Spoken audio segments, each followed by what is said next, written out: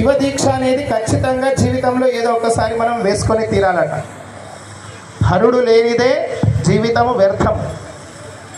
అటువంటి శంకరుని మహిమ అపారం, గొప్పది. అయితే మనకు మన చేతికి 5 వేళ్ళు ఉన్నాయి. 5 వేళ్ళే కూడా సమానంగా లేవు. ఒకటి చిన్నగా, పెద్దగా, ఒకటి సన్నగా, ఒకటి దొడ్డుగా, ఒకటి బక్కగా, ఇవన్నీ ఉన్నాయి. ఈ 5 వేళ్ళు కూడా పరస్పరం గొడవ పడుతున్నాయట. తూబడా మైబడా, నువ్వు పెద్ద నేను పెద్ద అని. లోపలున్న జ్యోతికి వదిలిపెట్టినాయి. శివతత్వాన్ని లోపల ఉన్నటువంటి జ్యోతి మాట్లాడిస్తేనే మనం ఈ వేళ్ళు ఆడిస్తున్నాం. ఇప్పుడు భజనకారులు వీళ్ళంతా తబల కొడుతున్నారు. వేళ్ళు కాదు కొట్టించేది, లోపల శివుడు కొట్టిస్తున్నాడు. మీ మనసులో శివుడు దిష్ట వేసుకొని కూర్చుంటే మీరు సప్త స్వరాలు వాయిస్తున్నారు దానిపై. కానీ వేళ్ళు మేం చేస్తున్నామని గర్వపడితే ఎట్లా? నిన్ను ఆడించేవాడు లోపల ఉన్న నీ మదిలో కూర్చున్నాడు. అట్లా ఈ 5 వేళ్ళు కూడా నేను పెద్ద నేను పెద్ద అని. ఈ బ్రొటన వేలు ఏమంటదట, నేను పెద్ద. కత్తి పట్టాలంటే, సమరంగంలో కత్తి దూర్చాలంటే, ఛాలెంజ్ చేయాలంటే ఈ బ్రొటన వేలు నేనే పెద్ద అంటదట. నేను పెద్ద, మీరు నలుగురు వ్యర్థులు అంటారట. తోటి ఫింగర్స్ అంటారా, వేళ్ళు.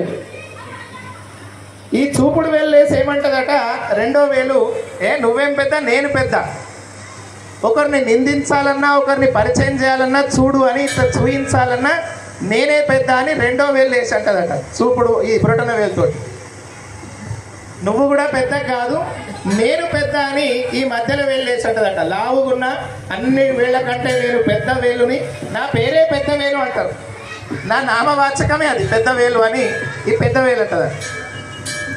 ఇక 4వ వేలు లేచేయమంటదట, నువ్వు కూడా పెద్ద కాదు, నువ్వు ఎంత పెద్దగా ఉన్నా అత్తగారు లగ్గం చేస్తే ఉంగరపు వేలు అని నా పేరు పడిపోయింది. నా పేరే ఉంగరపు వేలు. చిటికెన వేలు పక్కకు ఉంటుందా, అది ఉంగరపు వేలు. బొట్టు పెట్టాలన్నా, ఇతరులకు బొట్టు పెట్టాలన్నా శ్రేష్టమైన దాన్ని నాకే ఆభరణాలు దొడుగుతారు. నీకు ఎంత పెద్దగా ఉన్నా నీకు దొడుగుతారా? ఐరావతం లాగున్నావు ఇంత పెద్దగా, నీకు దొడుగుతారా? నువ్వు కూడా వ్యర్థమే. లోపల ఉన్న జ్యోతిని మర్చిపోయినాయి. అంటే సమాజంలో ఇటువంటి తత్వాలు ఉంటాయని మీకు తెలియజేస్తున్నా. ఇక లాస్ట్ వేలు ఏమంటుందట, పాపం తనకేం లేదు చెప్పుకోవడానికి.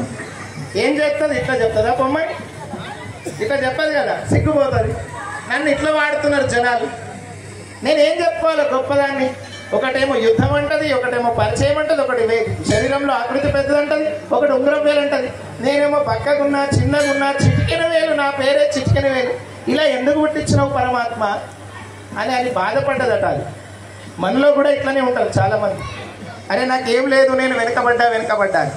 అప్పుడు పరమేశ్వరుడు అంటాడట, సరే ఇవన్నీ కూడా నేను ఆడిస్తున్నా, నేను నాటకంలో భాగమే అయినప్పటికీ కూడా బిడ్డ గుర్తుపెట్టుకో, వీళ్ళందరికంటే నువ్వే గొప్ప బిడ్డ అన్నాడట పరమేశ్వరుడు. ఎట్లా స్వామి, నేనెట్లా గొప్ప? నన్ను ఇట్లా పుట్టించినావు, గొప్ప అని నన్ను ఏదో మందు పూస్తున్నావా, మసిపూసి మారేడుకాయ చేస్తున్నావా? లేదు, నాకు ఏదో చెప్పు. పిచ్చోళ్ళారా మీరు అందరూ, వీడు వెనకకుంటారు. దండం పెట్టినప్పుడు దేవునికి చిటికెన వేలు ముందు ఉంటుంది, ఇవన్నీ వెనకకుంటాయి బిడ్డ. కాబట్టి చిటికెన వేలే పెద్దది, నువ్వే పెద్దోడివి. ఎవరికి దండం పెట్టినా ముందు నువ్వే కనిపిస్తావు. నువ్వు ముందున్న వాళ్ళే చూసుకో, ఇవన్నీ అవసరం లేదు.